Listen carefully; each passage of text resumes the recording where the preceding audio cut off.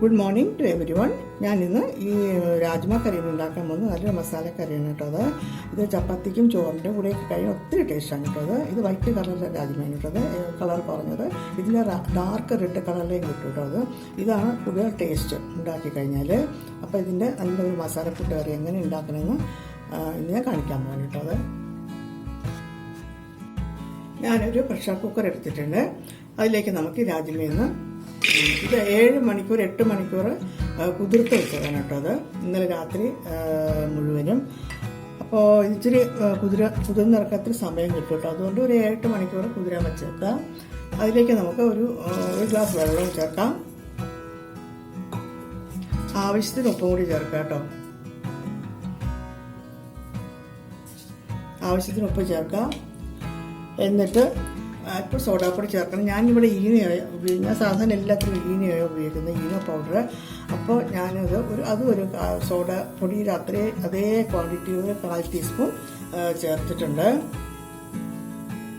ഇനി നമുക്ക് ഞാനൊരു 2 ഡ്രോപ്പ് കുക്കിംഗ് ഓയിൽ ഒഴിക്കണം കേട്ടോ. എന്തിനാ വെച്ചാൽ ഇത് തിളച്ച് കഴിയുമ്പോൾ, വിസിൽ വെച്ച് തിളച്ച് കഴിയുമ്പോഴിത് പൊങ്ങി കളയും.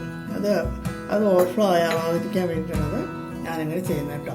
ഞാൻ സാധാരണ കടല വേവിച്ചാലും പയർ വേവിച്ചാലും എല്ലാത്തിനും ഞാൻ 2 ഡ്രോപ്പ് കുക്കിംഗ് ഓയിൽ ഒഴിക്കാറുണ്ട്. അതാകുമ്പോൾ നമുക്കത് വേവിച്ചിൽ കൂടിയത് വെളിയിലോട്ട് പോകത്തില്ല. ഓക്കെ ആകുമ്പോൾ നമുക്കതൊന്ന് ഒരു 10 മിനിറ്റ് നേരം വേവിക്കേണ്ടി വരും കേട്ടോ. അത് നോക്കാം, നമുക്ക് വേവിച്ചിട്ട് വരാം. രാജ്മ വേവിക്കാൻ വെച്ചിട്ടുണ്ട്. അത് വേവുന്ന സമയത്തിന് നമുക്ക് അതിൻ്റെ ഗ്രേവിക്കുള്ള മസാല തയ്യാറാക്കാം. അതിലേക്കായിട്ട് ആദ്യം ഞാനൊരു മിക്സിയുടെ ചെറിയ ജാർ എടുത്തിട്ടുണ്ട്. ഒരു ചെറിയ പീസ് ഇഞ്ചി ചേർക്കാം. ഒരു 2 അല്ലി വെളുത്തുള്ളി ചേർക്കുന്നുണ്ട്. ഒരു 2 അണ്ടിപ്പരിപ്പ്, 2 3 അണ്ടിപ്പരിപ്പ് ചേർക്കാം കേട്ടോ. ഇത് നല്ലതാണ്. അണ്ടിപ്പരിപ്പ് ഈ നമ്മുടെ ഈ മസാലക്കറിക്കൊക്കെ ചേർക്കുമ്പോൾ നല്ല പ്രത്യേക ടേസ്റ്റാണ്. മാത്രമല്ല നല്ല തിക്നെസ് കിട്ടും, ഗ്രേവിക്കൊക്കെ നല്ല തിക്നെസ്സും കിട്ടും. പിന്നെ ഒരു ടൊമാറ്റോയുടെ പകുതിയും കൂടി ചേർക്കുന്നുണ്ട് കേട്ടോ. ഇത് നമുക്കൊന്ന് അരച്ചെടുത്തിട്ട് വരാം. അടുത്തതായി ഞാൻ ഒരു ചീനച്ചട്ടി ചൂടാക്കാൻ വെച്ചിട്ട് ഒരു ടീസ്പൂൺ കുക്കിംഗ് ഓയിൽ ഒഴിച്ചിട്ടുണ്ട്. അതിലേക്ക് നമുക്ക് ഒരു സവാള അരിഞ്ഞ് ചേർക്കണം കേട്ടോ. അല്പം കറിവേപ്പില, കുറച്ച് കുരുമുളക്, ഒരു 5-6 കുരുമുളക് തല്ലി പൊട്ടിച്ചതാണ്. ഈ കുരുമുളക് പൗഡർ ചേർക്കുന്നതിനേക്കാൾ തല്ലി പൊട്ടി ചേർക്കുന്നതാണ് കറിക്കൊക്കെ നല്ല രുചി കിട്ടുന്നത് കേട്ടത്. പിന്നെ ഒരു വലിയ ഏലക്ക, ഒരു ചെറിയ ഏലക്ക, 1-2 ഗ്രാമ്പു, ഒരു കറുവപ്പട്ട നിറത്തിലാണ് ദാൽച്ചിനി ചേർത്ത് നല്ലതായി വഴറ്റുക. മസാല കൂടുതൽ ടേസ്റ്റ് വേണമെന്നുള്ളവർക്ക് കുറച്ചുകൂടി മസാലകൾ ചേർക്കാം കേട്ടോ. പിന്നെ അതിൽ ഇതൊന്ന് വഴറ്റിയെടുക്കാം. ഉള്ളി നല്ലതുമാതിരി വഴണ്ട് വന്നിട്ടുണ്ട് കേട്ടോ. ഇനി ഞാൻ ഈ ഫ്ലെയിം ഒന്ന് ഓഫ് ചെയ്യാൻ പോകണേ. ഫ്ലെയിം ഓഫ് ചെയ്തിട്ട് നമുക്ക് അല്പം മസാല പൊടികളൊക്കെ ചേർക്കണം. ഒരു 1/4 ടീസ്പൂൺ ജീരകം ചേർക്കുന്നുണ്ട്. 1/4 ടീസ്പൂൺ മഞ്ഞൾപ്പൊടി, 1/2 ടീസ്പൂൺ കാശ്മീരി ചില്ലി പൗഡർ. എരിവ് വേണമെന്നുള്ളവർക്ക് റെഡ് ചില്ലിയും കൂടി ചേർക്കാണ്ട് ഒരു 1/4 ടീസ്പൂൺ ഞാൻ ചേർക്കുന്നുണ്ട്. കുരുമുളക് പൊടിയുടെ എരിവ് കാണും കേട്ടോ. അതുകൊണ്ട് വളരെ കുറച്ച് ചേർത്തിട്ടുള്ളത്. പിന്നെ ഒരു 1/2 ടീസ്പൂൺ മല്ലിപ്പൊടിയും കൂടി ചേർക്കുന്നുണ്ട് കേട്ടോ. ഇത് ഗ്യാസ് ഒന്ന് ഓൺ ചെയ്തിട്ട് സിമ്മിൽ വയ്ക്കുക കേട്ടോ. ലോ ഫ്ലെയിമിൽ വെച്ചിട്ട് ഇതൊന്ന് ചൂടാക്കുക.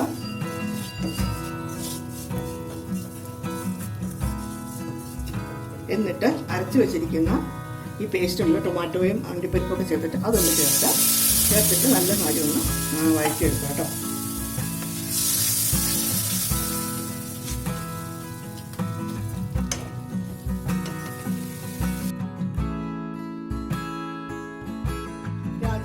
വേവിച്ചെടുത്തിട്ടുണ്ട്.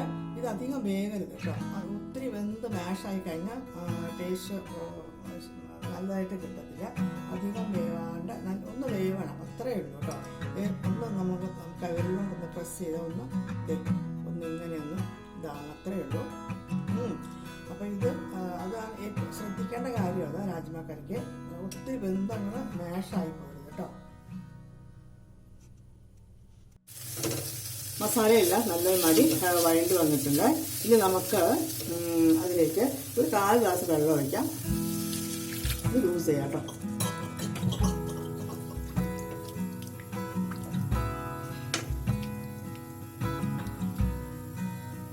അതൊന്ന് ബോയിൽ ചെയ്യട്ടെ.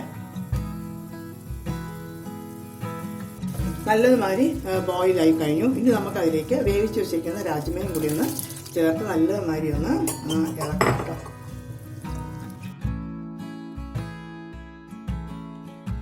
നല്ലതുമാതിരി തിളച്ച് കഴിഞ്ഞു. ഇനി നോക്കാം ഉപ്പോ എരിയോ എന്തെങ്കിലും വേണമെന്നുള്ളവർക്ക് അല്പം കൂടി ആഡ് ചെയ്യാവുന്നതാണ്. ഇനി ഞാൻ അല്പം ഉപ്പ് ചേർക്കുന്നുണ്ട്. എരിവൊക്കെ കറക്റ്റാണ് കേട്ടോ. അതിലേക്ക് ഒരു 1/4 ടീസ്പൂൺ ഗരം മസാല ചേർക്കുന്നുണ്ട്. ഗരം മസാല നമ്മൾ ആദ്യമേ ചേർക്കരുത്. ചേർത്ത് കഴിഞ്ഞാൽ അതിൻ്റെ ഫ്ലേവറൊക്കെ തിളച്ചിട്ട് പോകും കേട്ടോ. അതുകൊണ്ട് നമ്മൾ ലാസ്റ്റിൽ വേണം ഗരം മസാല ചേർക്കാൻ. അപ്പോൾ നല്ല സ്മെല്ല് കിട്ടും കേട്ടോ മസാലക്കറികളൊക്കെ. ഇത് നിങ്ങളുടെ ആവശ്യത്തിനനുസരിച്ച് ഒന്ന് ഗ്രേവി തിക്നെസ് ഒന്ന് ആക്കി എടുക്കുക കേട്ടോ. ഇതിപ്പോൾ നമുക്ക് വേണ്ടിയിട്ട് കറക്റ്റ് ആണ് കേട്ടോ. ഇത്രയും ഗ്രേവിക്ക് ഇത്രയും തിക്നെസ് മതി നമുക്ക്. അതുകൊണ്ട് ഞാനിത് ഓഫ് ചെയ്യണം. ഓക്കെ. അവസാനമായിട്ട് ഞാൻ അല്പം മല്ലിയില കൂടി ചേർക്കുന്നുണ്ട്. ഇത് ഓപ്ഷണലാണ്. ഇഷ്ടമുള്ളവർ മാത്രം ചേർത്താൽ മതി കേട്ടോ.